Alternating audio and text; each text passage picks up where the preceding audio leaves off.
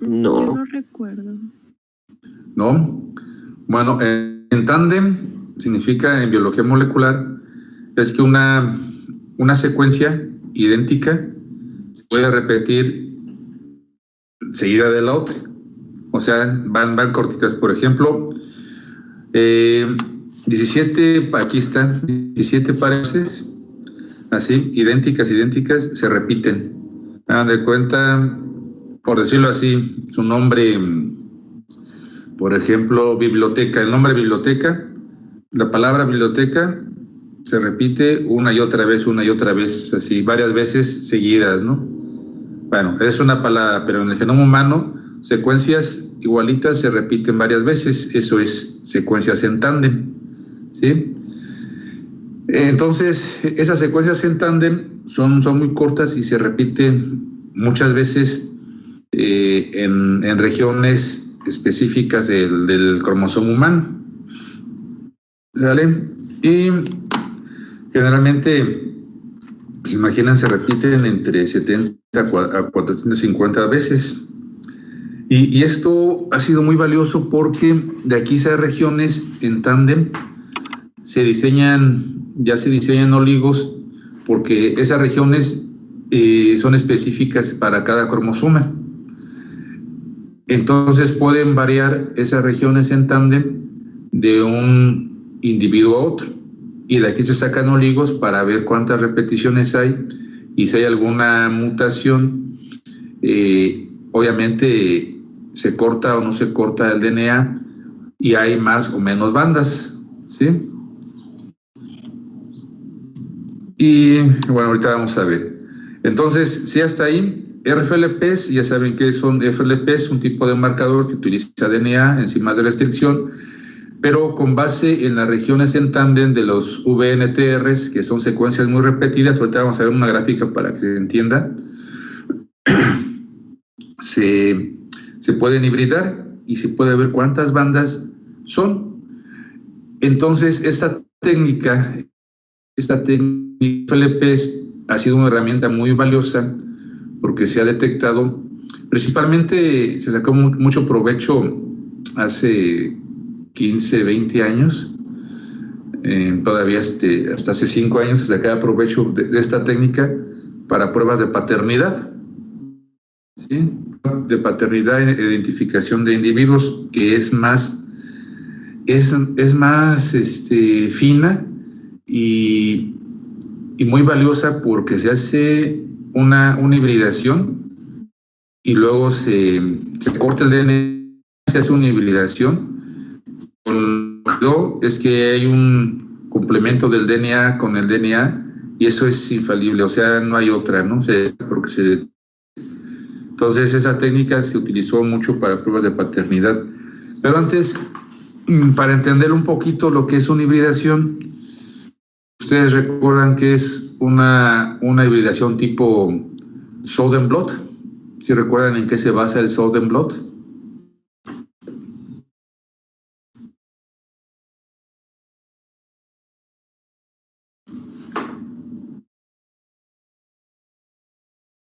En anticuerpos.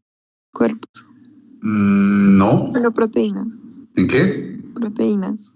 No, tampoco. No sé. ¿Alguien más? Bien, no importa que participar, no importa. Pero ¿El uso de sondas? Pero, ¿para qué o cómo? Para ADN, ¿no? Sí, pero ¿qué es una hibridación?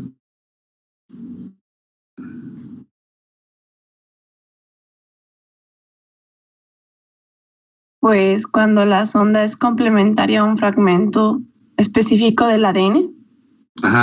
Pero ¿cómo sería específico? Más detallado, Natalia Guadalupe. Sí, vas bien, sí, por ahí va, sí.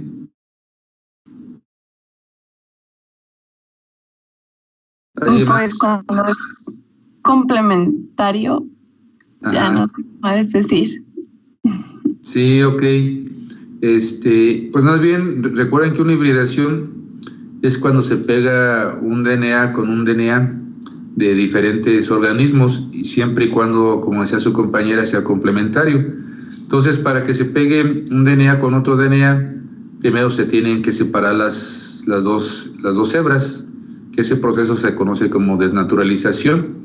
Entonces, puede ser que se suba, la desnaturalización puede ser con calor, ¿sí? Recuerden que los puentes de hidrógeno se separan, ¿sí? Se abren las dos hebras, y si ustedes tienen una hebra de DNA, la desnaturalizan arriba de 90 grados, se separan, se abre, y si bajan la temperatura, poco a poco se están volviendo a unir debido a la complementariedad de sus bases, ¿vale? Entonces, si tienen dos tipos de DNA y lo desnaturalizan aparte, ¿sí? Puede ser por altas temperaturas o por una concentración salina que hace que los puentes de hidrógeno se separen. Entonces, si ustedes separan ambas por separado, luego las unen, pues puede haber una mezcla de las originales o se le llama un híbrido. Un híbrido es la unión de un individuo, del DNA, en este caso el DNA de un individuo con el de otro. Entonces se pegan y se queda ahí. Eso es hibridación. Entonces, cuando se le llama Southern blot, porque blot es de mancha, luego al DNA sonda que mencionaba su compañera Natalia, pues esa sonda, que es un pequeño fragmento de DNA más pequeño que el genoma, se le adicionan fósforo radioactivo, fósforo 32, para que sirva como una señal que vele una película de rayos X y se ve una mancha donde se hibridó el DNA de uno con el de otro, ¿sale? Entonces, Southern viene del apellido del investigador que hizo este experimento, o sea, esta hibridación. Entonces, un Southern blot es DNA con DNA. Luego de ahí se utilizó otra técnica, que es el Northern blot. Entonces, ¿alguien sabe o alguien recuerda qué es el Northern blot? Porque ya el Southern blot, ya saben ahorita que es una hibridación, recuerden, una hibridación DNA con DNA. O sea, la unión de un DNA de un individuo con el de otro. DNA. Entonces, ahora la pregunta es, ¿qué es un Northern blot?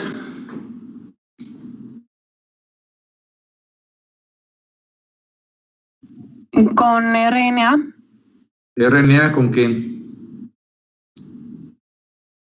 Igual con sondas, ¿no? Sí, pero ¿cómo se hace la hibridación? Recuerden que son hibridaciones. Entonces, el Northern blot es una hibridación ¿de qué tipo? ¿Qué con qué? DNA con RNA. A ver, no te escuché bien, Alex. DNA con RNA.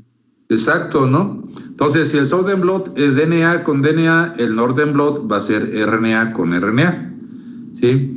Y generalmente el Northern blot es cuando se analiza la expresión de genes, porque recuerden que el RNA mensajero es la expresión del gen. Entonces se hace una extracción de RNA. ¿Y qué se utiliza como sonda? Pues un DNA, ¿sí? Un DNA, un cDNA, para que se pueda llevar a cabo la hibridación, y ese es un Northern blot. Y eso prácticamente lo utilizamos para ver la expresión de muchos genes. Entonces ya se tiene el Southern blot, el Northern blot, y ahora sigue el Western blot. ¿Y a qué se refiere un Western blot? Es de proteínas. Proteínas, ¿con qué específico? Con anticuerpos, ahora sí. Ahora sí, ¿no? Exacto. Así son las proteínas con sus anticuerpos para poder analizar la unión o la expresión de proteínas. Entonces, si ya ustedes lo recordaron, si no lo habían visto, pues ya lo saben. El Southern blot es una hibridación. ¿Una hibridación de qué tipo? DNA con DNA. Puede ser de un humano, de diferentes organismos o del mismo organismo, pero con un gen diferente, ¿no? El Northern blot es una hibridación donde se va a hibridar, ahora sí, se va a unir el DNA con el RNA, y el Western blot no es hibridación, sino es la unión de una proteína con un antígeno con su anticuerpo, una proteína con su anticuerpo, ¿no? Y debido a eso al Southern Blot, pues ya se hicieron así como las técnicas para no variar tanto, y se le puso en honor a este cuate, al investigador, no recuerdo su nombre, Sober, como si fueran los puntos cardinales, ¿no? Entonces, en eso los RFLPs básicamente consisten en Southern Blot, ¿sí? Pero aquí es algo importante. En esta técnica no se denaturaliza el DNA a altas temperaturas, sino que se naturaliza por una concentración alta salina. ¿Qué es lo que se hace primero? Si ustedes, vamos a suponer, ustedes quieren analizar una prueba de paternidad, pues extraen el DNA del papá y de la mamá y del hijo y lo cortan y hacen su electroforesis para ver, aquí está el gel, para ver todo. Obviamente cuando cortan el DNA no se van a ver así fragmentos. No sé si vieron una práctica el semestre pasado de lo que es digestión del DNA.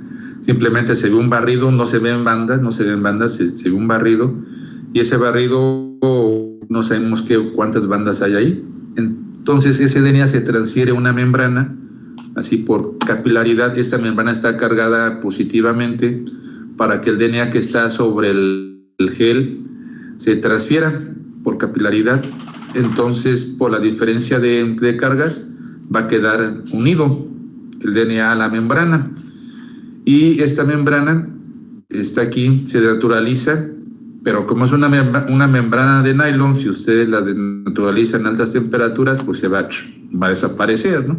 Se va a achicharrar.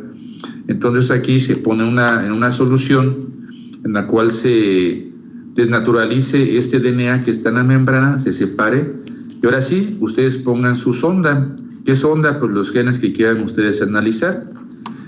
Y esa sonda también está desnaturalizada. Se naturaliza y como es a alta concentración de sales, se le está quitando poco a poco ese buffer hasta que el DNA se una aquí, o así haya esa hibridación y queden unidas por complementario, ¿no? Pero esta sonda está marcada con fósforo 32, o actualmente hay unas proteínas luminiscentes que desprenden energía. Por ejemplo, está la dioxigenina o la fosfatasa alcalina, que son dos proteínas que están marcadas de esos nucleótidos, y ya después se descarta todo lo que es lo que no se pegó se descarta, y lo único que se pegó se queda en la membrana. Entonces, como está desprendiendo energía la sonda marcada, se le pone una película de rayos X. Las películas de rayos X son totalmente oscuras, ¿sí? Entonces todo se hace en un cuarto oscuro. Hagan de cuenta, no sé si ustedes hayan visto, sepan cómo se revelaban los rollos antiguamente. Eran en cuartos oscuros o en cuarto con luz roja, para que no se velara la película de rayos X. Y esa película de rayos X se le pone arriba de la membrana.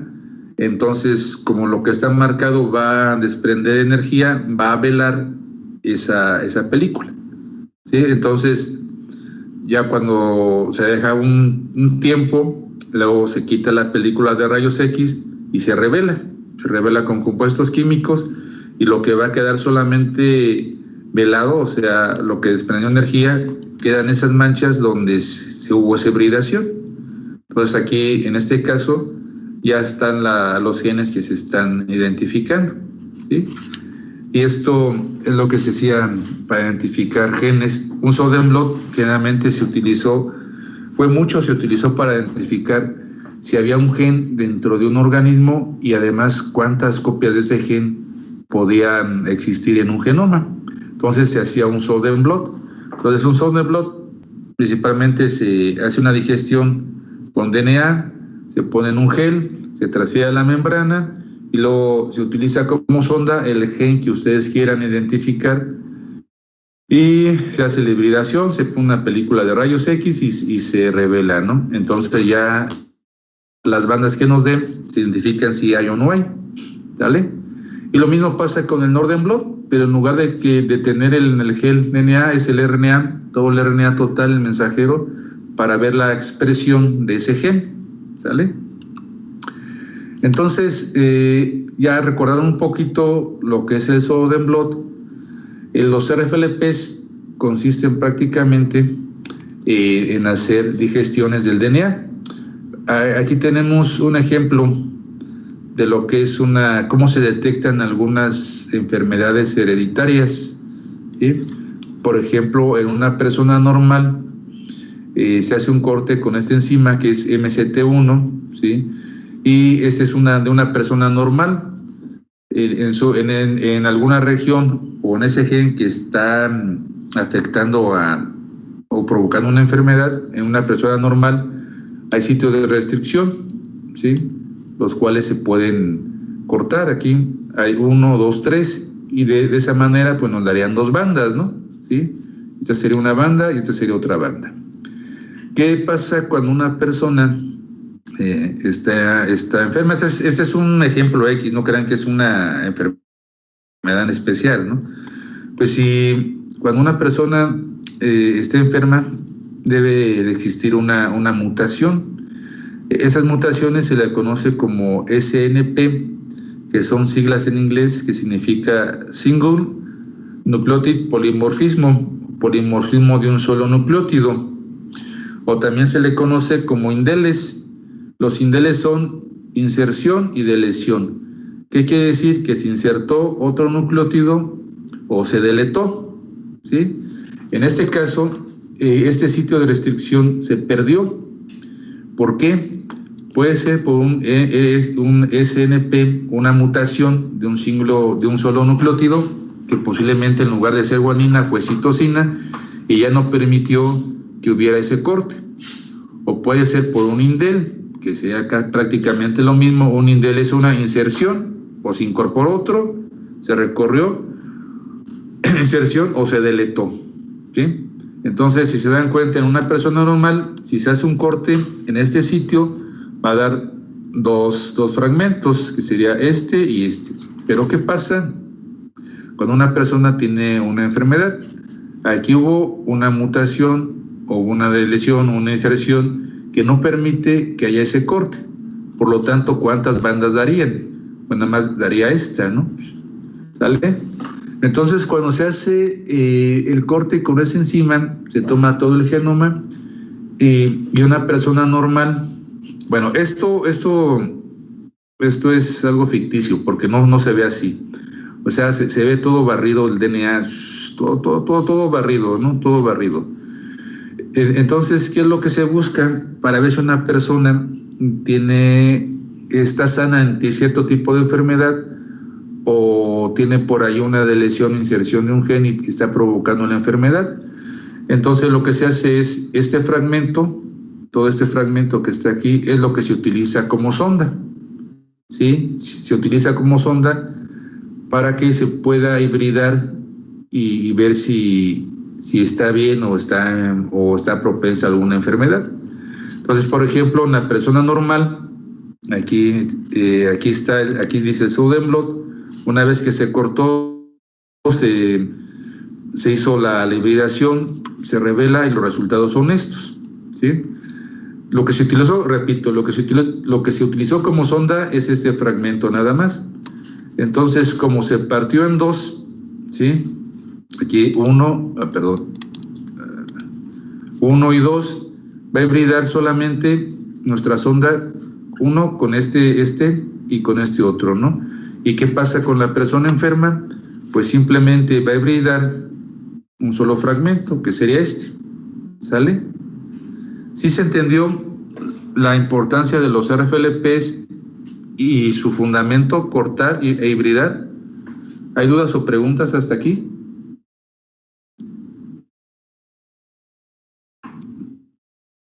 Díganme sí o no, ¿no? Para seguir adelante. Profe, Sí.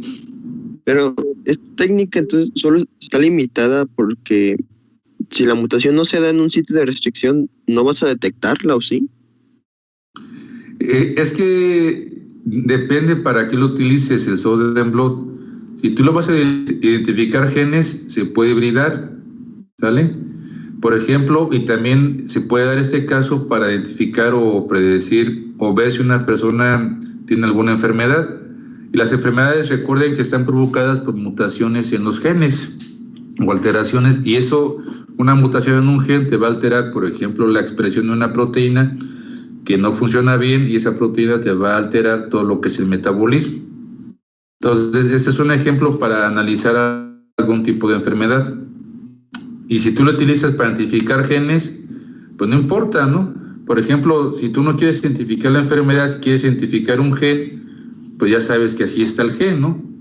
Aquí, y que posiblemente hubo una deleción o una inserción o deleción, ¿sí? No sé si esa era tu pregunta o cómo. Sí, profe, gracias. ¿Sí? ¿Sale? Entonces, eso se basa el RFLPs prácticamente. Pero para que sea más fino, en los humanos es donde se ha estudiado más. En los cromosomas, por ejemplo, hay muchos sitios de corte, muchos sitios de cortes por enzimas. Aquí están, puede ser sitios de restricción. Dentro de esos sitios de recorte existen esos BNTR, que les he dicho, son secuencias muy pequeñas en tándem que se repiten muchas veces. ¿Sale? Entonces, esto es lo que se hace que cada persona tenga en su genoma diferentes variaciones, ¿sí? Y eso es lo que se ha utilizado para poder analizar o identificar individuos, ¿sí? Entonces, sobre estas regiones ya se han utilizado, también se han diseñado ligos donde esas regiones en tándem se repiten y se puede analizar y ver cuántas copias o cuántos fragmentos hay, o se pueden utilizar estos fragmentos como sondas y detectarlos si lo hay o no lo hay, ¿sí? Y miren, vamos a ver un ejemplo mejor de cómo se utilizan estas regiones o estos alelos para poder identificar individuos o pruebas de paternidad, ¿sí? Entonces se supone que estas regiones, obviamente todos sabemos que tenemos la mitad de los cromosomas de nuestra madre y nuestro padre. Entonces, una región de estas es donada por nuestra madre y el otro es por nuestro padre. Entonces, eso es lo que se ha hecho para poder hacer las pruebas de paternidad e identificación de individuos, ¿sí? Esto es lo mismo el RFLP.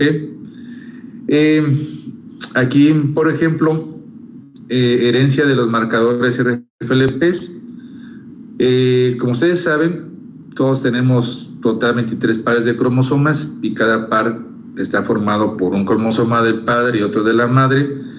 Y los marcadores RFLPs para detectar individuos o pruebas de paternidad se usan frecuentemente los cromosomas, donde se ha detectado esos VNPLs que yo les comentaba, se ha detectado que hay variación. Entonces, esa variación nos puede ayudar a identificar fácilmente individuos o hacer pruebas de paternidad. Y esas regiones ya se ha visto que generalmente están en los cromosomas 1, 2, 4, 5, 10 y 17. Entonces, una persona, generalmente los laboratorios de prueba de paternidad utilizan esas regiones en los cromosomas, ¿sí? En estos. Y, por ejemplo, en el cromosoma 2, la parte que se va a identificar se le llama DS, D2S44, que significa el D2 es el cromosoma 2, está en la sección 44. ¿Sí? D2 es el cromosoma 2, S de sección 44, ¿sí? Entonces aquí sería donde están esas regiones, ¿sí? Bueno, ya sabemos que se conocen como loci a las regiones dentro de un cromosoma, y este es como un cariotipo, ¿no? Pero eso es muy importante porque nos sirve para poder detectar utilizar estas regiones o utilizar también oligos de esas regiones y hacer pruebas de paternidad. ¿Vale? Entonces, generalmente se utilizan estos 6 sitios de los cromosomas humanos. Por ejemplo, esto es de lo que es un perfil genético de una familia. Bueno, creo que estas imágenes las saqué de unos estudios que hicieron en España, donde en lugar de los carriles o pozos, ellos le llaman calles, ¿no? Y los carriles 13 y 14, ¿sí? Aquí son de los abuelos, ¿sí? Hicieron un estudio con un Southern blot, ¿sí? Para un Southern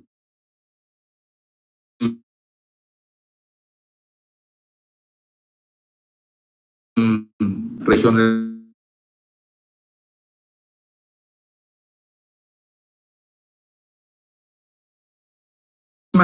y andas porque una fue heredada por la madre y otra por el padre, ¿sale?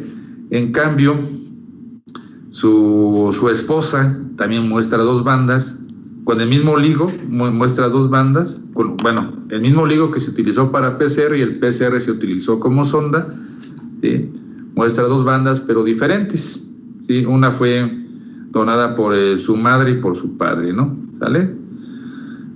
Como dice allí, aunque estén casados, no son parientes sanguíneos, ¿sí? Porque no fueron heredados esos mismos lugares dentro del cromosoma, ¿sí? Pero, sin embargo, aparecen esas bandas. Siempre aparecen 2 cuando se utiliza una sola sonda, ¿no? ¿Sale? Luego, aquí se analiza lo que es la parte de los hijos de estos 2 individuos, ¿no? ¿Sí?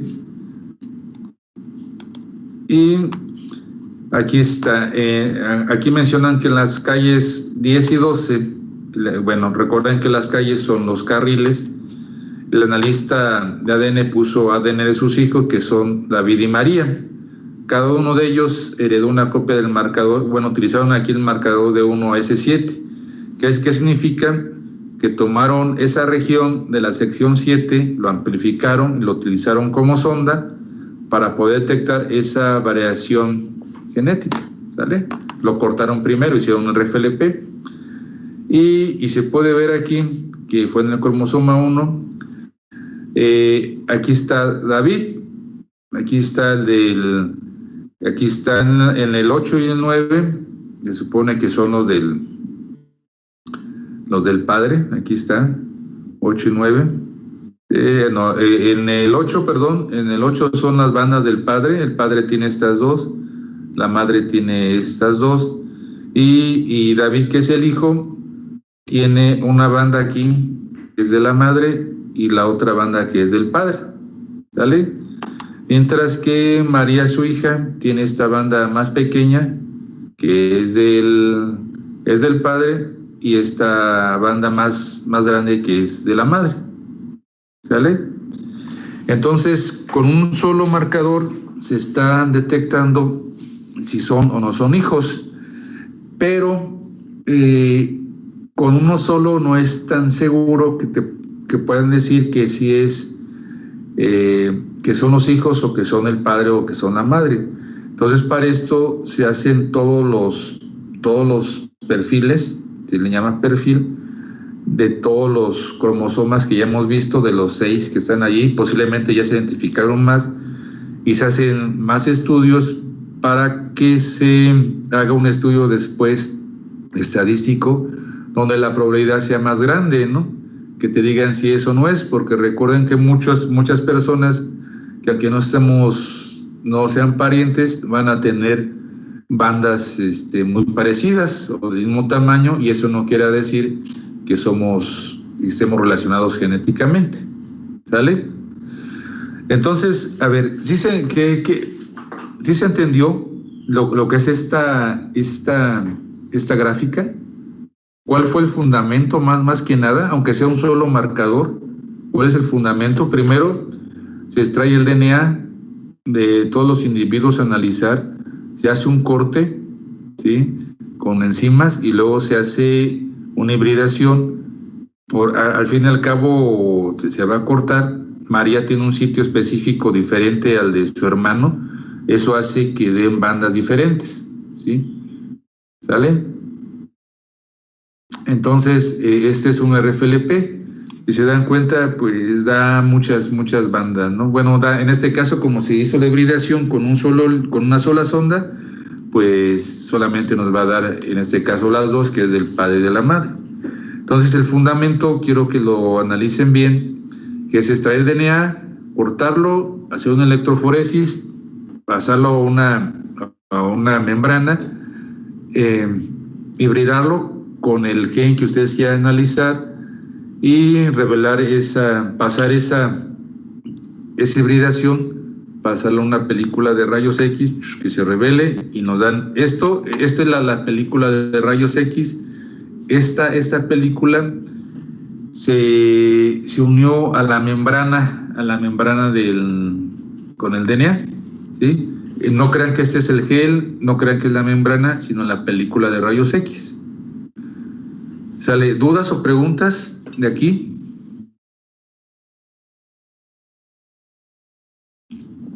¿Todo bien? Ok. Todo bien. Entonces, Profe, ¿sí? entonces todas las técnicas que utilicen sitios de restricción son como RFLP. Son RFLP, sí. Ah, ok. El RFLP, pues es una técnica así sencilla, es una técnica que utiliza restricción e hibridación. Ajá. Ok. ¿Sale? Y se utiliza con marcadores. Sí. Ok. Y por ejemplo, aquí también cuando se hace ese tipo de pruebas, se hace un control. Un control son bandas que ya se tienen específicas, y también, como aquí se ve, de otros individuos que no están emparentados. Por ejemplo, aquí esta banda que nada tiene que ver con el padre o la madre, creo que era la madre, se identificó, ¿no? Entonces, eso no quiere decir que sean parientes, ¿no? Sino hay que hacer el estudio con varios marcadores más. Esta prueba, estos RFLPs, el fundamento es ese, ¿no? Yo lo que quiero que entiendan ahorita, el fundamento de RFLPs se refiere a cortar y a hibridar. Cortar y hibridar. ¿Qué van a cortar el DNA? ¿Con qué lo van a hibridar? Con lo que ustedes quieran analizar. Esto yo creo que todavía algunos laboratorios de pruebas de paternidad sí lo siguen haciendo. Generalmente hay muchos que lo hacen, pero no hibridan con sondas radioactivas, sino hacen con sondas, por ejemplo, con la dioxigenina, con la fosfatasa alcalina, que desprenden energía, que no son tan peligrosos como el fósforo 32. Sin embargo, muchos, en lugar de hacer la hibridación, hacen PCRs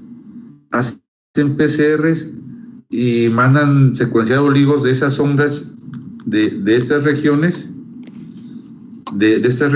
y amplifican.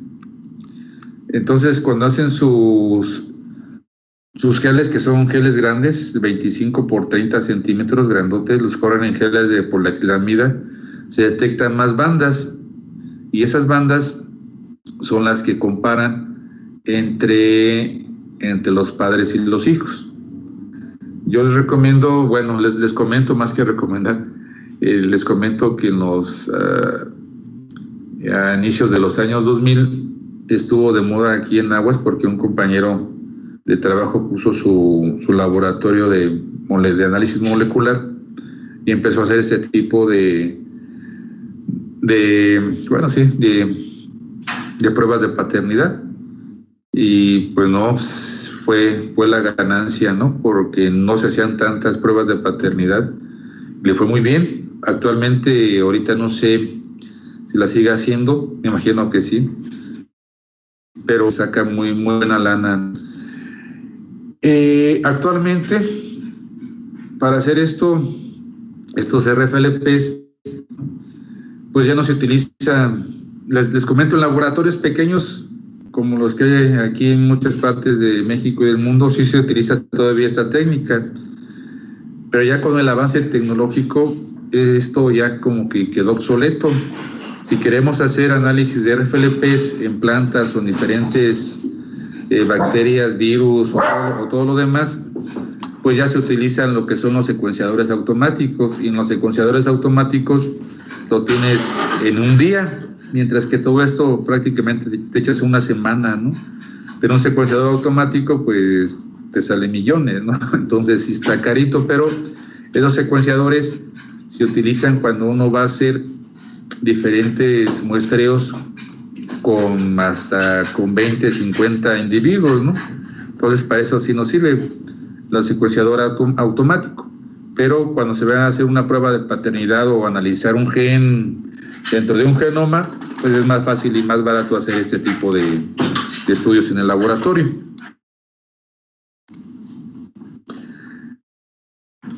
Ok, hasta allí no hay ningún problema. Ya saben, ya se entiende el principio de los RFLPs, ¿sí? Entonces, esto prácticamente se utiliza, esto es más fino que los RAPIDS, ¿sí? Porque aquí ustedes ya están haciendo una hibridación, y la hibridación es cuando se une el complementario del DNA, y no hay de otra. Si no se une es que pues, simplemente no está lo que están buscando, ¿no? Entonces, este RFLPs fue muy fino y se utiliza todavía en muchos laboratorios, ¿no? En los años 90 se utilizaban mucho los RFLPs para detectar híbridos de maíz y ver cuáles tenían las mejores características conforme al número de bandas. Esto se trabajó mucho en el Cinvestav y Irapuato para diferentes variedades de maíz y ver cuáles eran las más resistentes y las mejores comercialmente. Analizaban por RFLPs y se mantenía como un banco de germoplasma de semillas, ¿no? Y de ahí se iban obteniendo las mejores y se iban, hágate cuenta, como si fuera, ¿no? Su huella génica, ¿vale? Entonces, un RFLP también nos sirve para poder identificar individuos y pruebas de paternidad.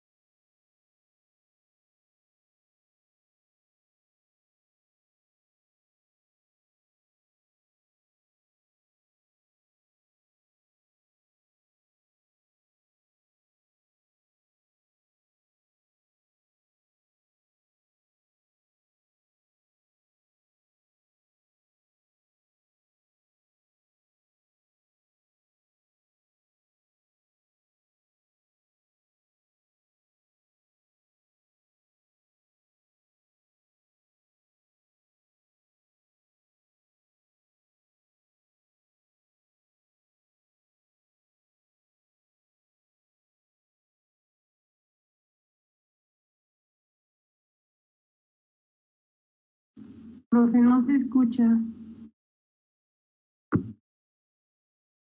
Ah, de veras, ya me eché toda la diapositiva, ¿por qué no me dijeron desde antes? Bueno, que las ventajas, sí, una disculpa ahí, tuve algo. Que es muy fácil tener o hacer esta técnica RFLPs en los laboratorios. Lo único que necesitan es tener una cámara de electroforesis vertical, tener un horno de hibridación, tener un aparatito que se llama crosslinker, que sirve para fijar el DNA a las membranas. Y bueno, con poca lana se puede hacer esto, se puede montar un laboratorio para hacer estas pruebas de paternidad o pruebas de identificación de individuos o para filogenias de diferentes especies. Entonces, esa es una de las ventajas de los RFLPs. Una de las ventajas, pues sí, se requiere mucha cantidad de DNA. Bueno, aunque dice ahí que no permite la automatización, pero últimamente ya se puede hacer. Bajos niveles de polimorfismo, se detectan pocos loci, pocas bandas. Aquí donde dice se necesita disponer de una genoteca de sondas, pues ustedes las pueden. Antes era complicado, ahora no, simplemente hacen sus oligos, hacen su PCR y ese PCR lo utilizan como sonda. Sí son lentos estos experimentos, sí, prácticamente una semana y media. Si no les sale bien, pues lo tienen que repetir un par de veces.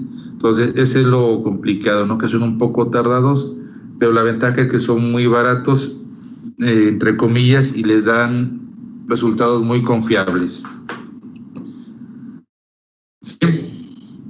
Entonces, hasta aquí, ¿dudas o preguntas? Lo que son los RFLPs. ¿Qué diferencia hay entre un RFLP y un RAPID?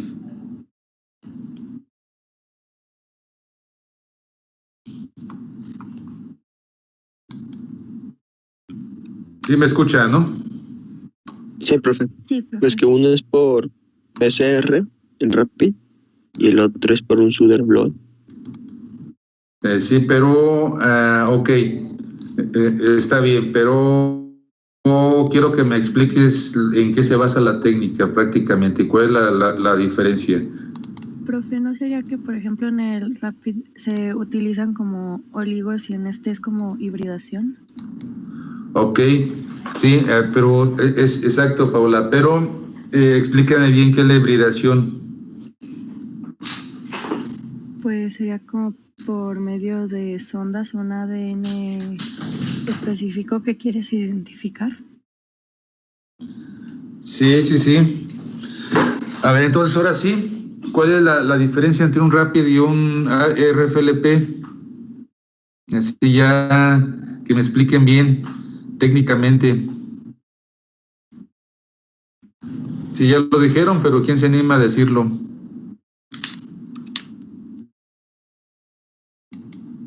A ver, los que no participan, ¿sí están todavía por ahí? Profe, un RAPID es por PCR, colocando oligos, y el RFLP es por enzimas de restricción, por hibridación. Ok, y bien, Nicole, y ahora un RAPID, si dices que PCR es un PCR, digamos, normal, utilizas 2 oligos. No. ¿Cómo es? Creo que solo se usa uno, puede ser o forward o reverse. Y ya es aleatorio, ¿no? O sea, se puede unir a cualquier parte del genoma y ya pues comparas por electroforesis, ¿no? Ok, pero no utilizas un oligo. ¿Cuántos oligos utilizas al inicio de los RAPIDs? 20, ¿no? 20, y luego de esos 20... ya comparas y ves los que mejor se por electroforesis ves los que mejor se pues sí amplifican. Ya, se amplifican. Ya sacas los mejores y vuelves a amplificar, ¿no? Ok, bien. Entonces sí, ¿no? Esa es la diferencia. Un RAPID es si utilizas un marcador de DNA donde utilizas pocas cantidades de DNA, y al inicio utilizas 20 oligos, es una técnica por PCR, utilizas 20 oligos para ver cuál de estos te da mayor número de bandas y seleccionas los que te dan más bandas y esos los utilizas para todas tus muestras que vas a analizar.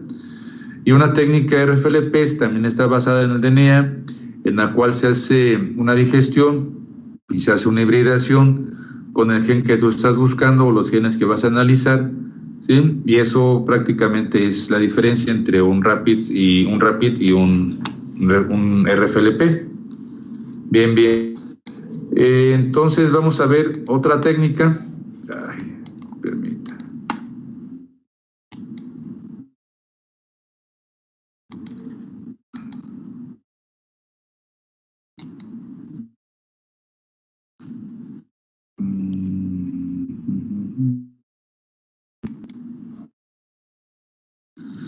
Otra técnica que se llama AFLP.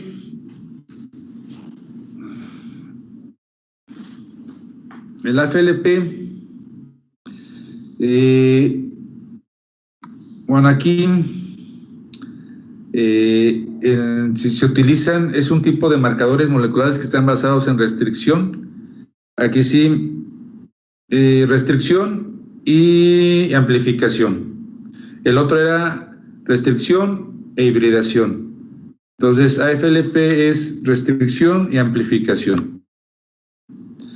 Entonces, híjole, no sé si se vea, pero son unas letras muy pequeñitas. Principalmente son 4 etapas de los AFLP. Es muy parecido, Recuerden que RFLP es restricción y AFLP es amplificación. Lo único que va a cambiar es la R por la A. Si recuerdan, pero sigue siendo lo mismo, ¿no? AFLPs, RFLPs, polimorfismo de los fragmentos longitudinales que ahora se amplifican. Y aquí la técnica es un poquito, esta es más tardada, pero es más efectiva que los RFLPs y que los RAPID. Pero son 4 etapas, ¿no? Primera, se tiene el DNA, se hace un corte con 2 enzimas. 2 enzimas, en la otra era una enzima, aquí son 2 enzimas, que puede ser EcoR1 o MC1. Una que reconozca 6 pares de bases, el sitio de restricción, y la otra es que reconozca 4 pares de bases, que el MC1. Una vez que se cortó, el DNA, por otro lado, se usan adaptadores. ¿Para qué se usan adaptadores? Los adaptadores son pequeñas secuencias de nucleótidos que se van a unir a los fragmentos de DNA, ¿sí? O sea, ustedes cortaron y ya después tienen sus adaptadores, que son pequeñas secuencias de nucleótidos, los van a ligar a todo lo que se cortó, ¿sí? Y de esa manera ustedes se va a generar secuencias específicas. Por ejemplo, un adaptador que lleve un sitio EcoR1 y otro que lleve un sitio MS1. Y eso, de todos los miles de fragmentos que se cortaron, le van a poner esos adaptadores. Entonces, cada adaptador se va a unir a un fragmento amplificado de diferente tamaño. ¿Y para qué se le pone esos adaptadores? Pues para que ahí se diseñen oligos de los adaptadores y que se pueda amplificar, ¿vale? Entonces se hace una amplificación por PCR. Aquí dice de aproximadamente nucleótidos que contiene una secuencia específica complementaria a los adaptadores y un poquito más a lo que se unió posiblemente. Entonces, de 1 a 3 nucleótidos selectivos adicionados, hagan de cuenta, un adaptador es nucleótidos con sitio de restricción que se une a lo que cortaron para que se pueda pegar. Ese sería el paso 2. Y luego en el paso 3, diseñan oligos con la secuencia de los adaptadores, y al final de los adaptadores ustedes van a poner 3 nucleótidos diferentes, ¿sí? Para que puedan amplificar, y van a amplificar un montón de bandas. Entonces, ya cuando vean que son muchas bandas, ustedes van a cambiar, ¿sí? O van a poner más nucleótidos que sea, y hacen otra reamplificación. Y esa amplificación va a ser específica y les va para menos bandas, porque ya unieron ya diseñaron más nucleótidos. Entonces, Esto es lo que ustedes ya después que hicieron las dos amplificaciones, lo corren en un gel y van a ver muchas bandas. A ver, está medio complicado, pero a ver si se puede entender mejor, ¿no? Pasos: digestión con 2 enzimas. Se ligan los adaptadores a los extremos que ustedes cortaron. Amplificación selectiva: un nucleótido y se corre en el gel. Amplificación con 1, 2 o 3 nucleótidos adicionales y se ve en el gel. A ver, hasta ahí sí se entiende. Pasos de AFLP. Nada más lo que quiero es que vayan analizando cuáles son los pasos de los AFLPs. 1. Obviamente se tiene todo el DNA del organismo o los organismos que quieran estudiar. Se tiene el DNA. Paso 2. Hacen digestión con 2 enzimas, que puede ser EcoR1 o MCT1. ¿Sale? Y ya tienen en su tubito la digestión. Luego, ese tubito, con el DNA digerido, hacen sus adaptadores y ponen una ligación. Es como una ligación con los adaptadores. Y ya están, aquí están sus extremos que fueron cortados, ya tienen los adaptadores en ambos extremos. Luego de ahí diseñan oligos que lleven la secuencia de los adaptadores para que se pueda amplificar, pero adicionan un nucleótido selectivo y eso lo ve en un gel y les va a dar un montón de bandas. Entonces, si eso funciona, ustedes pueden ponerle otro nucleótido al final, o 2 o 3, para que haya menos amplificaciones y lo vean en un gel. Entonces ya analizan esos resultados. A ver, hasta aquí más o menos se entendió lo que es una FLP. Sí. Sí. Profe, Sí. los oligos que se usan en ambas amplificaciones tienen que ser más pequeñas que la secuencia del adaptador, ¿no? No, al revés, más grandes. Ah, esas son las que son más grandes. Sí, los oligos son más grandes que el adaptador. Mira, ahorita vamos a ver un ejemplo para que lo cheques, ¿sale? Aquí está. Este es un esquema general. No sé si se alcance a ver bien. Pero lo que está aquí es el DNA con los sitios de restricción. EcoR1, MC1. Haces tu digestión y te queda así un fragmento que se cortó. Este es un fragmento, ¿sí? Entonces, todo esto que está en signo de interrogación, que está aquí, esto, aquí y acá, es tu adaptador. Si se dan cuenta, el adaptador lleva tu secuencia, en este caso de EcoR1, en este caso lleva tu secuencia de MC1, ¿sí? Y puede llevar, si se fijan aquí, lleva un solo nucleótido, ¿sí? Lleva un nucleótido y este es tu adaptador. Acá puedes llevar los otros nucleótidos que tú quieras, ¿sí? Pero lo que interesa es que lleve estos sitios que van a ir a tu sitio de corte, que sería EcoR1 más un nucleótido, ¿no?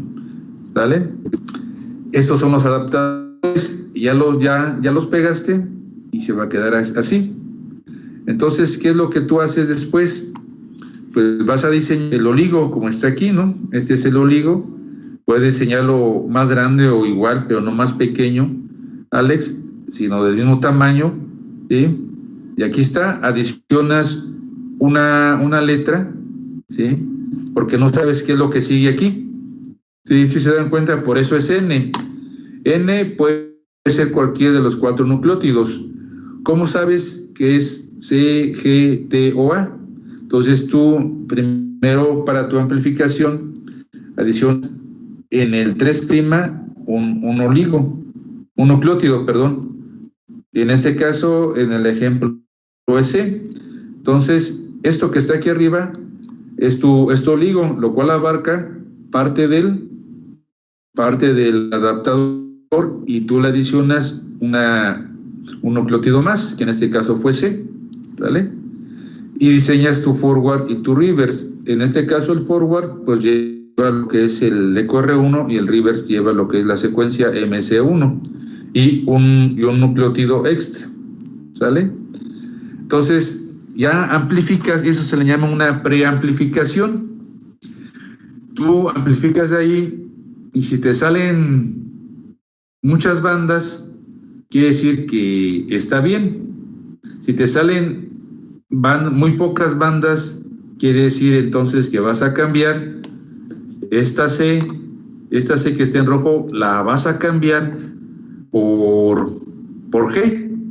Si en G te salen menos bandas que en C, entonces lo vas a cambiar por A, ¿sí? Y si en A te salen muchas bandas, pues ya entonces dejas A, porque el chiste es de que te salgan demasiadas bandas. Sí, hasta ahí, en la preamplificación. Vamos a poner entonces que en lugar de que C te funcionó, te dieron muchas bandas, pero ahora dices, ahora quiero tener menos bandas para poder hacer un análisis más preciso. Entonces, tú ya le agregas, haces otro oligo igualito a este con la C, pero ahora tú le puedes agregar 2 nucleótidos más. ¿Para qué? Para que veas menos bandas.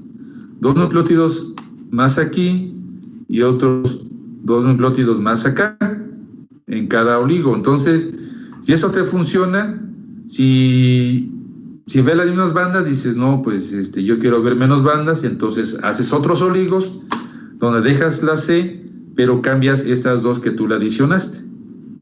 Entonces, este es lo que hay que estar trabajando con la amplificación de los AFLPs. Si al final tienes aquí este par que te dio pocas bandas y otras, ese es el que tú agarras y haces tu análisis para todas tus muestras. Eso es lo complicado de los AFLPs. Y pues eso es otra imagen, es lo mismo, ¿no? Pero yo creo que esta se entiende mejor. A ver, ¿sí se entendió entonces lo que son los AFLPs? ¿Y para qué queremos ver muchas bandas? Pues para ver si hay polimorfismo, igual que los RAPID, hacer un análisis de un dendrograma y que nos den una filogenia. De eso se trata, ¿no? Y ver si son los mismos o son diferentes o lo que sea, ¿no? ¿Sí se entendió lo que son los AFLPs?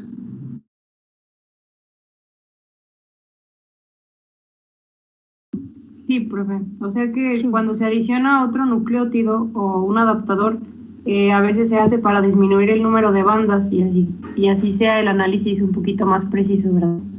Sí, exacto. Exacto. Entonces, primero se corta con 11 enzimas. Y todos los fragmentos que se generan, tú le vas a poner adaptadores. Los adaptadores son estos, ¿no? Y un adaptador va a llevar el sitio de restricción, en este caso de correo, en este caso de MS1, los vas a ligar con una enzima ligasa. Entonces, todos los fragmentos van a llevar su adaptador. Luego de allí, tú vas a amplificar de cada uno, ¿sí? Vas a ser selectivo, porque vas a poner aquí tu sitio de restricción, esto que está aquí arriba sería el adaptador, y vas a poner aquí nucleótidos que tú quieras, y en el 3' adicionas un solo nucleótido, ¿sale? Igual. Y ahí va a ser más selectivo, no vas a amplificar todo, sino simplemente los que se unieron, es un PCR, ¿no? Y como vas a muchas bandas, si ves muchas bandas con C, quiere decir que sí está bien. Si ves pocas bandas, entonces dejas esto, haces otro ligo, quitas la C y le pones G, ¿sale? Y así vas jugando. Ya cuando tienes muchas bandas, dices, entonces, estos oligos que llevan mi adaptador y que llevan este primer nucleótido son buenos. Entonces, ahora quiero tener, de esas, vamos a suponer, 1000 bandas, ahora quiero tener 300 bandas para poder yo analizarlo. Entonces, haces otros oligos, ¿sí? Con el mismo sitio de restricción, lleva C, pero adicionas otros nucleótidos aquí para que te vaya dando menos bandas. Y así es como es el AFLP, y ya después tú lo analizas. Ese es otro esquemita de lo que son los AFLPs.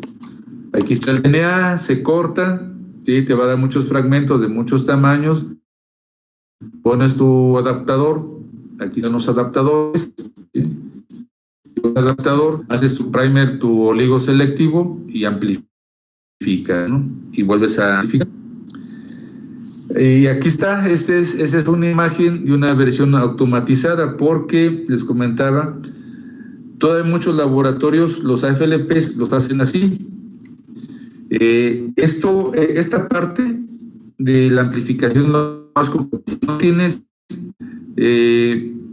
bueno, aquí más bien se refiere a que hagas, diseñes oligos, aquí 4 oligos, 4 oligos reverse, sí, el país haciendo comunes. Sale, y luego acá tienes que hacer primero, diseñar oligos, no sé, un montón de oligos, forward, un montón de oligos, para ver cuáles son los que te amplifican menos bandas. Entonces, esta es una región, ok, y ya después de aquí, se ponen geles de poliacrilamida, estos geles grandes para proteína, para que veas muchas bandas. ¿Sí? Y esta imagen es de un automatizado. Lo primero que se hace, pues se corta, se ponen los adaptadores, se amplifican y en lugar de amplificar, pues ya tú lo mandas al secuenciador y ya tienen ahí los adaptadores. Pero la amplificación es con un nucleótido que esté marcado. Entonces ya lo pasas por el secuenciador y te va detectando con grafiquitas dónde está. Entonces metes todas tus muestras y ya lo haces de vuelta, ¿no? Pero en algunos laboratorios todo se hace con geles, y en los que se tiene lana, los haces con los secuenciadores automáticos. Así sencillo, nada más para que se dé una idea. Hubo una chica de maestría aquí en la universidad, la variabilidad en pastos, en diferentes pastos de la República, que a ver si eran muy efectivos para consumo de ganado. Entonces estuvo analizando varios pastos de la República y lo iba a hacer mediante FLPs para poder decidir cuál pasto era el de mayor consumo y ver qué características tenía y todo ese rollo. Y lo único que hizo ella en su tesis de maestría fue ir a campo, fue a diferentes partes de la República y quería hacer el pez, y que hace como unos 8 años, yo creo, y se tenía todo, pero desafortunadamente lo que falló al final fue la cámara de electroforesis, estaba muy grande y algo pasó, ¿no?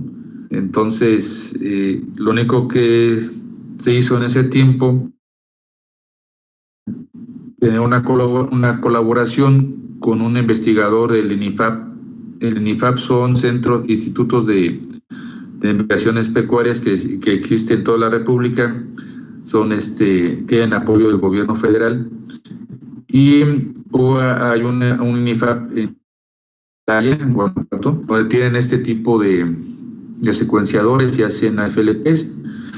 Entonces lo único que hizo la chica, aunque no lo crean, también ella se sintió mal porque nada más recolectó las muestras, hizo la extracción de DNA, como de 80 muestras, y llevó todo esto al INIFAP, y en el INIFAP le hicieron todo esto se lo hicieron porque tenía un secuenciador automático. Entonces nada más lo que ella hizo fue analizar su dendrograma, su análisis filogenético, y fue todo, ¿no? Entonces ya con esto de la automatización y la tecnología, pues todo lo que estamos viendo ahorita se hacía hace 15, 20 años en laboratorio, pero aquí lo que interesa es que ustedes sepan los conceptos básicos de cada técnica, ¿sí? Entonces, de esto consiste en lo que son los AFLPs. ¿Dudas o preguntas de lo que son los AFLPs? Es otra imagen, ¿no?, de los AFLPs. ¿Sí se entendió? AFLPs, RFLPs y RAPIDs.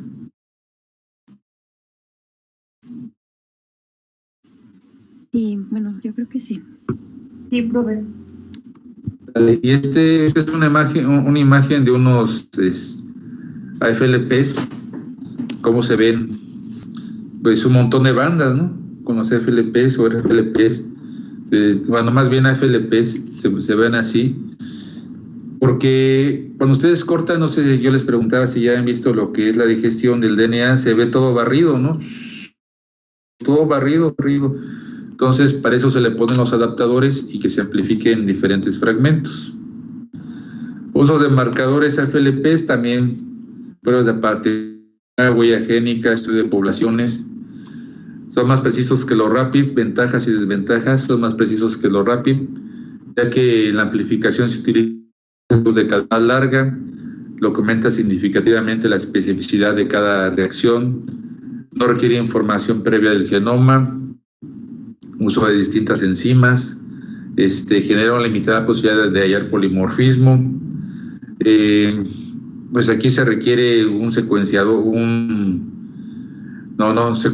se requiere de laboratorio, pues es más sencillo porque solamente un termociclador y cámaras grandes de electroforesis verticales, geles de poliacrilamida. Y lo único sí que es complicado es diseñar los oligos. Si no te sale bien, tienes que hacer diseño de oligos hasta que tú tengas la mayor cantidad de bandas que te puedan dar y poder analizarlo. Ese sería un poquito lo más tardado, ¿no? Y además, pues sí es algo costoso porque hacer PCRs, diseñar oligos, hacer PCRs, los geles de poliacrilamida. Entonces, en un laboratorio sí está algo costoso, ¿no?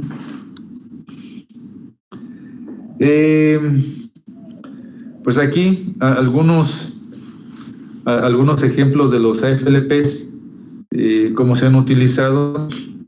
Este es un ejemplo de que antes yo les comentaba que la taxonomía se basaba en analizar cualquier organismo. Entonces aquí en este artículo se decía que si hicieran de la misma especie o eran diferentes, ya que por ejemplo tiene manchas, estos son rojos, tiene manchas y no. Este es blanco, por decirlo así, tiene manchas y no.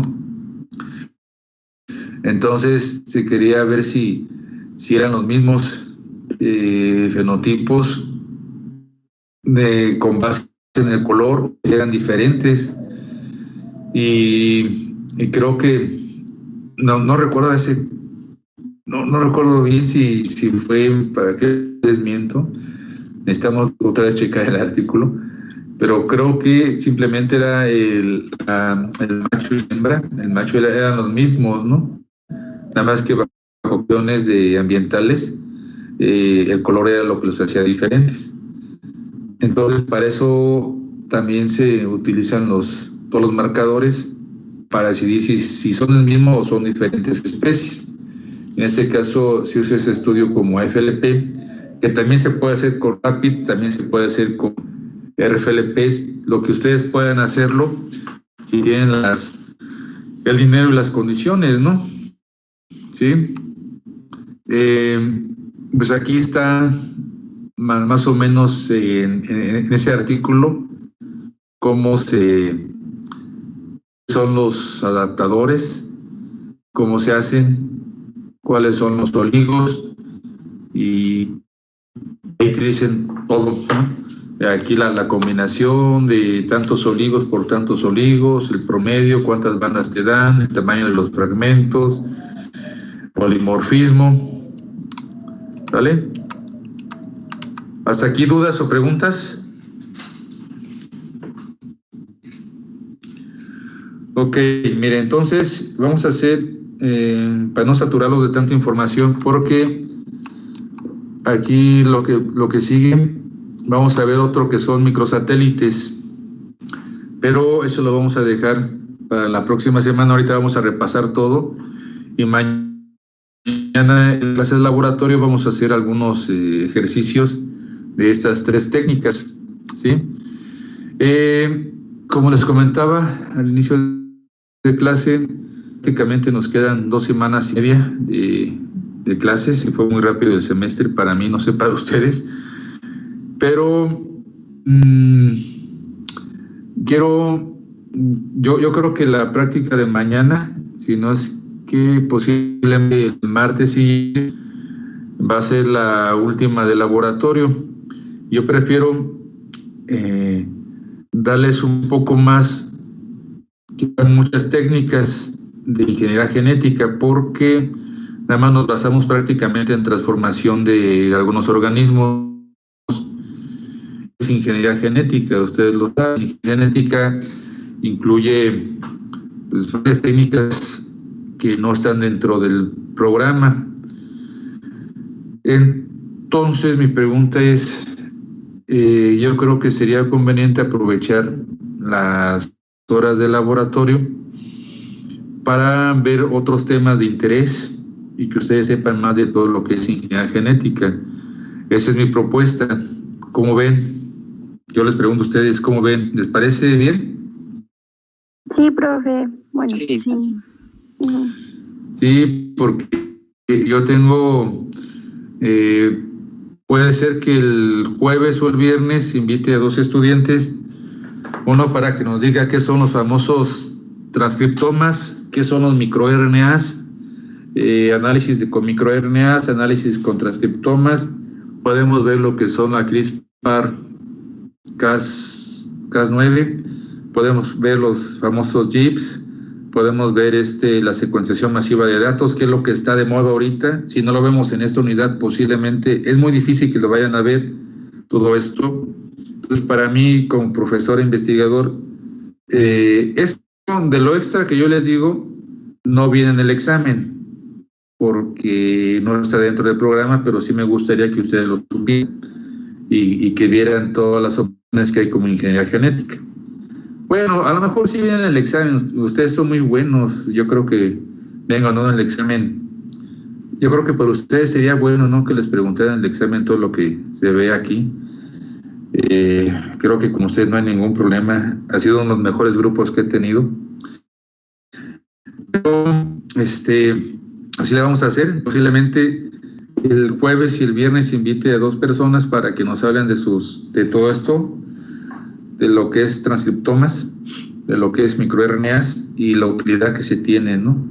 Y todo lo que es secuenciación masiva de datos, que es lo que más me interesa que sepan, porque eso ya es ponerse al corriente de todo lo que hay ahorita, ¿no? Ok, entonces, ¿dudas o preguntas sobre esto? Si no, ahorita vamos a hacer un repaso. Bien, voy a dejarlo aquí. Profe, Sí. en la última que vimos de AFLPs, ¿se pueden usar otras enzimas de restricción? Sí. Cuando sean enzimas que corten, en este caso, que reconozcan 6 nucleótidos y que reconozcan 4, ¿no? Ya como se tienen las técnicas montadas, se utiliza QR1 y MC1, pero puedes utilizar otras, ¿no? Ah, okay. Pero siempre y cuando si utilizas, por ejemplo, BAM-H1, lo puedes utilizar es de 6, puedes utilizar, creo que SAU 3A1, es otra de 4.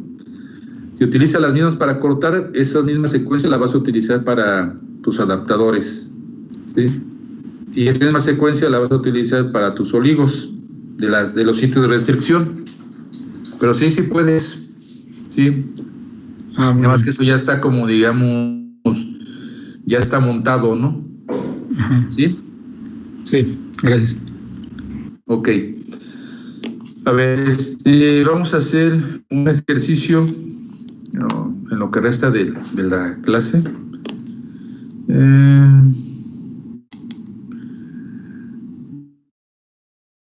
A ver, no se me ha olvidado, Entonces, en la clase pasada, y es muy importante que ustedes sepan desde ahorita como biotecnólogos, que deben, si van a trabajar en ingeniería genética o biología molecular, deben de ser capaces de tener una buena extracción de DNA.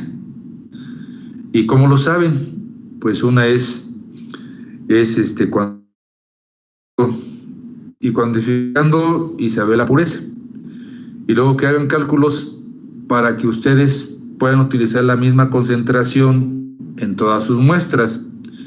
Como ya vimos, se utiliza la misma concentración de DNA para un RAPID, para un AFLP y para un RFLP.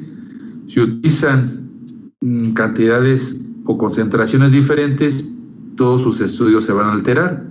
Y más utilizan RAPID, en la que se basan por intensidad de bandas. Si en una muestra utilizan 100 nanogramos y en otra utilizan 80 y en otra utilizan 150 nanogramos, pues eso no está bien, todos sus resultados se van a alterar. Y créanme que esto pasa frecuentemente con los estudiantes, aunque no lo crean, con los estudiantes de maestría y doctorado. Cuando hacen sus estudios de este tipo y uno les pregunta ¿cuánto utilizaste de DNA? Lo típico que dicen, sí, utilicé para todas 3 microlitros. Y mi pregunta es, ¿si está bien decir utilicé 3 microlitros de DNA?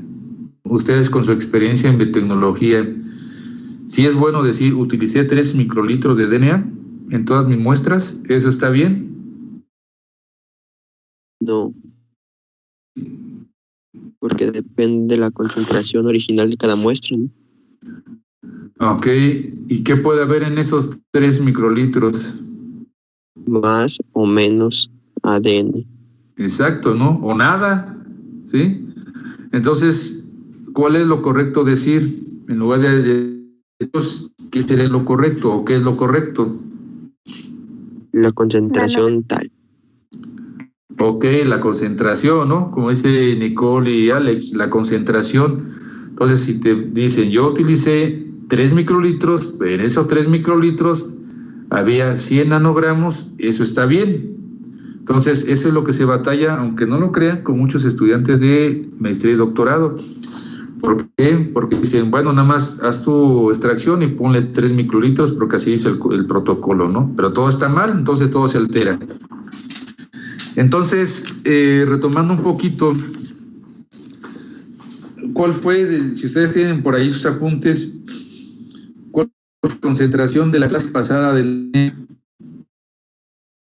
en microgramos por microlitro? ¿Sí lo recuerdan? 1.97. ¿Qué? Microgramos de DNA por microlitro. Ok, y la pregunta era, si vas a utilizar 100 nanogramos, ¿cuánto vas a tomar de allí? Hagan de cuenta, su PCR va a ser, vamos a suponer que vamos a hacer un PCR en el cual su tubo tuvieran 30 microlitros, así el volumen total 30 microlitros. Y van a poner 100 nanogramos de DNA. ¿Cuánto van a tomar de esa muestra original para que en 30 microlitros lleven 100 nanogramos de DNA? A ver, quiero que lo analicen en 5 minutos. ¿Cuánto? Repito. Ustedes tienen tienen un tubito, 25 microlitros de su muestra de DNA. 25. Y de ahí tienen 1.97 microgramos por microlitro. ¿Sí? Pregunta 1. ¿Qué cantidad de DNA tienen en total? En 25 microlitros, ¿qué cantidad de DNA tienen en total? Esas son las preguntas. Luego, van a hacer un PCR. Aparte van a hacer un tubito en un PCR donde el volumen total del PCR son 30 microlitros. En esos 30 microlitros va a estar su muestra de DNA, pero en esos 30 microlitros la concentración va a ser de 100 nanogramos. Siguiente pregunta, ¿cuánto van a tomar en microlitros de ese DNA de su muestra original para que tengan en el PCR 100 nanogramos. ¿Vale? Les doy 5 minutos para que lo analicen y ahorita lo vemos, pues posiblemente ya lo tienen, ¿sí? Pero quiero que ustedes ahorita lo hagan, porque eso se trata, los análisis moleculares, que sepan hacer diluciones, sepan cuánto hay y que todas sus muestras lleven la misma cantidad. Entonces ahorita en 5 minutos les doy chance para que lo hagan, ¿sale?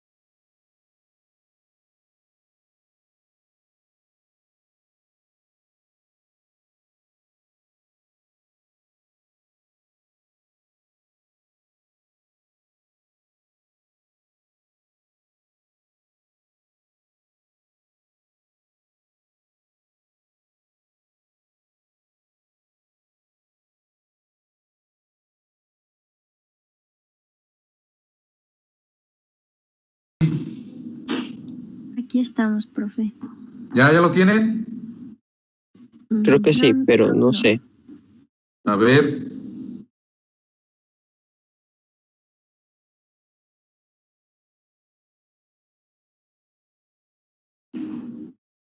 Pues sí, no, a ver, díganme, si no, ¿cómo sé que lo tienen bien o lo tienen mal? O ya doy por hecho que ya lo saben, no me lo quieren decir. Voy. No, nomás lo estoy poniendo entendible. Ok. ¿Y los demás? ¿Hay diferente que hay 3 y nada más hay 26 y de esos 26 nada más 2 son los 3 los que participan? ¿Qué pasa con los demás? A ver, Laura Carolina, ¿ya lo tienes?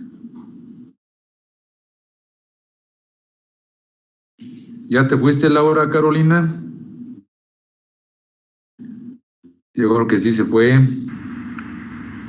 No, aquí estoy, profe. Nada más que... ¿Por qué no me contestan, Laura? Ay, es que no me funciona muy bien la computadora y se traba. Y lo estoy haciendo a mano apenas. Y está un poquito revuelto. Entonces ahorita lo voy a acomodar. ¿Cómo que? ¿En qué está revuelto? No está muy entendible, profe. Ok, Juana Alejandra, ¿ya lo tienes?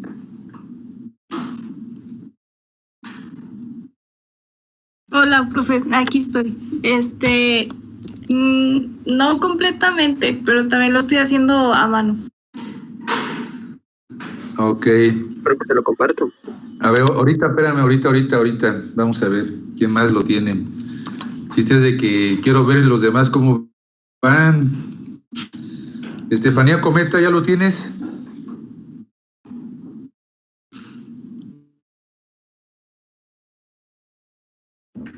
Profe, ¿me escucha? Sí, te escucho, Estefanía. Nada más la primera parte, porque la segunda, la verdad, no lo escuché bien. Ok, la segunda parte es ¿cuánto de ahí vas a tomar para que, nada más, cuánto vas a tomar para que tu concentración sea de 100 nanogramos en 30 microlitros?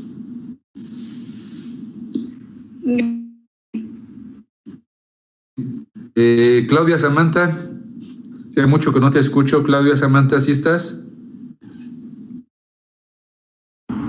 Sí, profe, sí estoy. ¿Cómo vas, Claudia? Ya nada más me falta terminar la segunda parte. ¿Y por qué lentos, muchachos? Brenda, Cecilia, ¿sí estás, Brenda?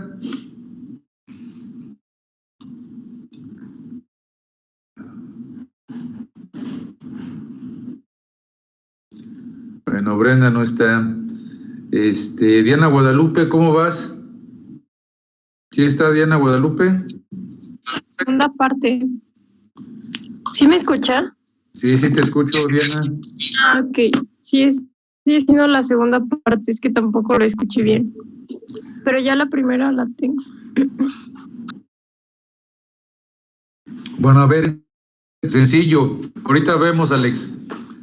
Es sencillo. Tienen 1. ¿Qué quedamos? Quedan 1.97 microgramos de DNA por microlitro. ¿Cuántos nanogramos serían? La primera pregunta, sencillo. Ya saben que si vamos a trabajar en nanogramos hay que convertirlos a nanogramos. Si vamos a trabajar en microgramos hay que convertirlos a microgramos.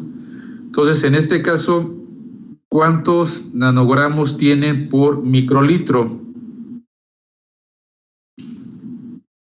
Sencillo, ¿quién me contesta? A ver, Ivonne Martínez, ¿sí estás, Ivonne?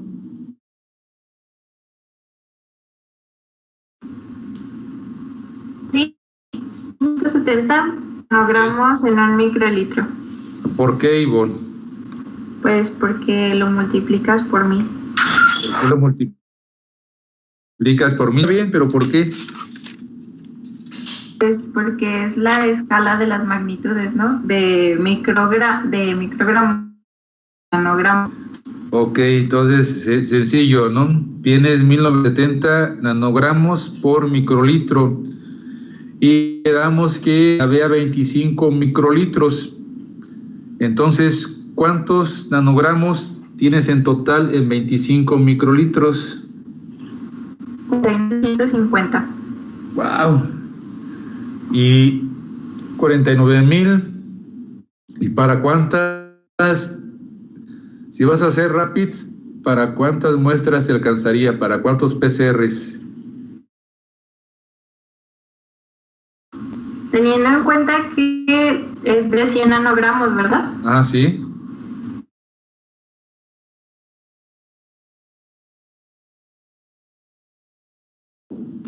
Pues 492. Más o menos, ¿no? Ok. Ajá. Entonces sí, te alcanza muy bien. Ahora, si vas a utilizar 100 nanogramos, bueno, eso es lo primero que hay que analizar, ¿no? Pasarlo de microgramos a nanogramos. Luego ver para cuántos PCRs nos va a alcanzar. Si te alcanza, tú mismo, Ivonne, si te alcanzara para 10 PCRs, ¿sería suficiente en los rapids? Para 10 PCRs. Ajá. ¿Para una sola muestra? Sí, sí. Es una muestra de un mezquite de allí de la alberca. Te sale nada más para 10 PCRs y es la que vas a tomar como al azar para los rapids. Ajá. La pregunta es, ¿te alcanzaría? Pues yo digo que sí, ¿no? A ver, es la muestra que vas a tomar al azar para analizar todos los oligos. Para analizar todos los oligos. A ver, recuerden que se va a hacer el rápido. Ajá. ¿Sí? ¿Cuál es la primera? Tú tienes, bueno, primero es el DNA. Ya viste, te sale, dices, haces tus cálculos, dices, me sale para 10. Ajá. ¿En qué se basan los rapids? ¿Cuál es el primer paso o el segundo paso o tercero de los rapids? ¿Cuál es para los PCRs? ¿Cuál sería el primero?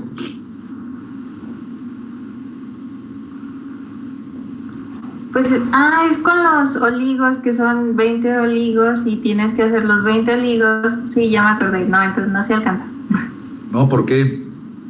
Porque de una serie, pues son 20 oligonucleótidos. Entonces, al menos para la primera muestra tienes que hacer los 20 y ya de ahí ves cuáles sí te dan bandas y ya haces para los demás.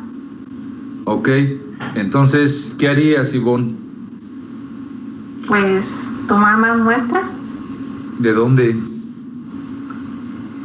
Tú dime lo completo, días.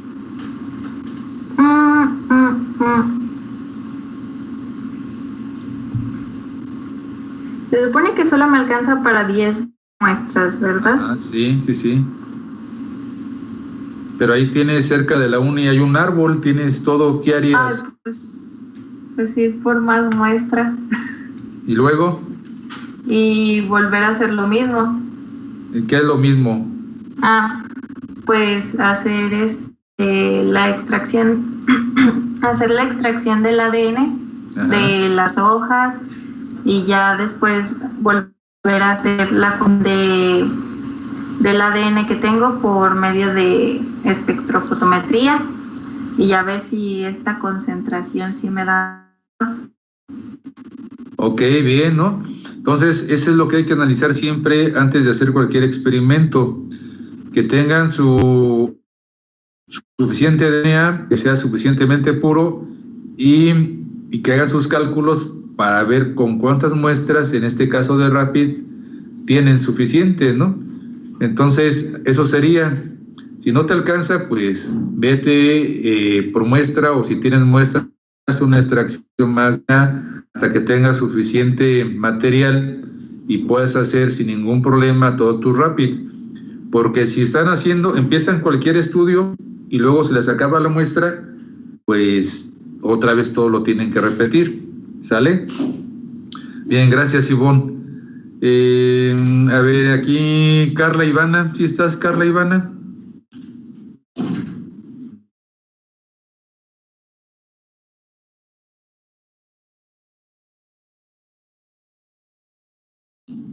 No está Carla Ivana.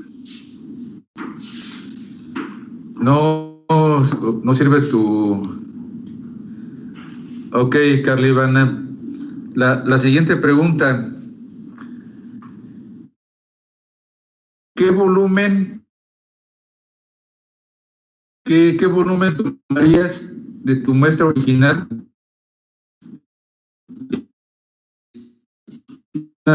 de DNA? Nada más la pregunta es, ¿cuánto tomarían de esos 25 microlitros que ustedes tienen a una concentración de 1970 nanogramos? ¿Qué volumen tomarías para que estuvieran a 100 nanogramos en un volumen final de 30?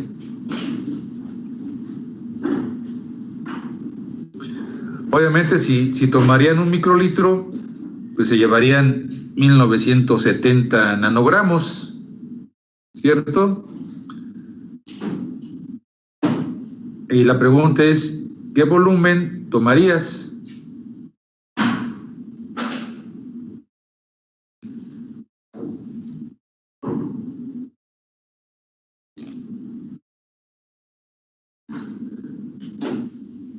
Ok. Muy bien, Carla Ivana. ¿Y tú crees que si puedas tomar con una micropipeta esa cantidad?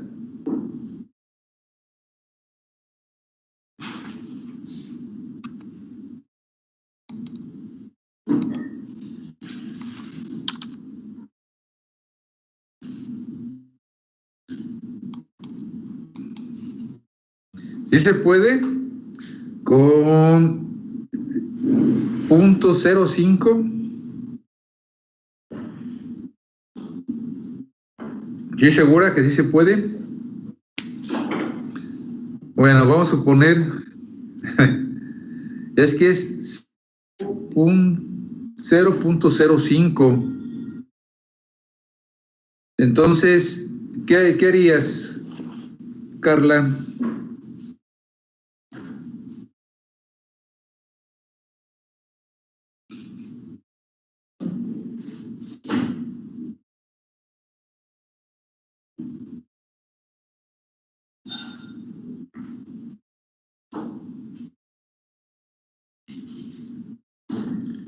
¿Qué harían los demás? ¿Qué se les ocurre? Ayúdenle a Carla Ivana. ¿Qué se les ocurre hacer? Diluir. A ver, Rebeca. Dije diluir, profe. A ver, permíteme, por favor.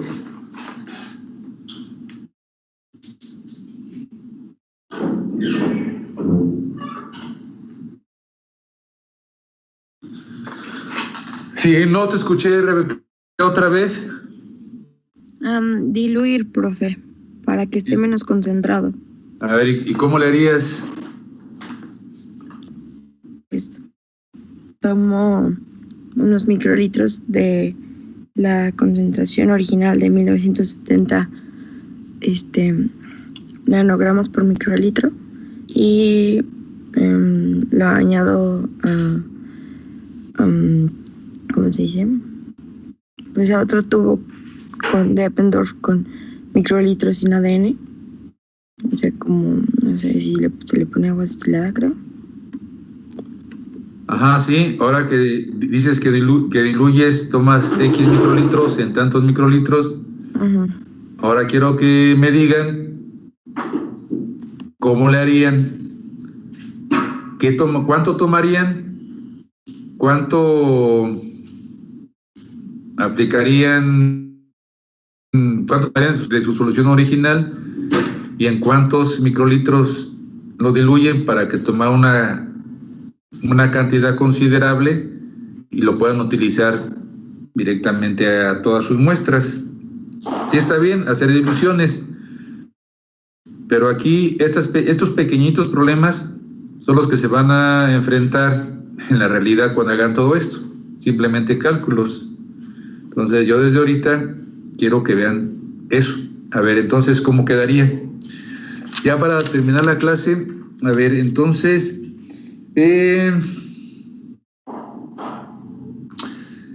vamos a hacerlo sencillo y mañana me lo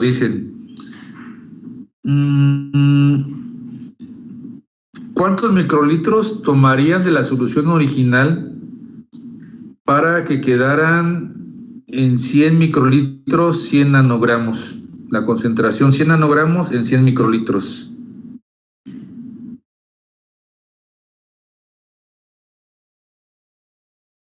¿Sí? ¿Cuántos microlitros de la solución original toman para que en una solución de 100 microlitros esté 100 nanogramos por microlitro?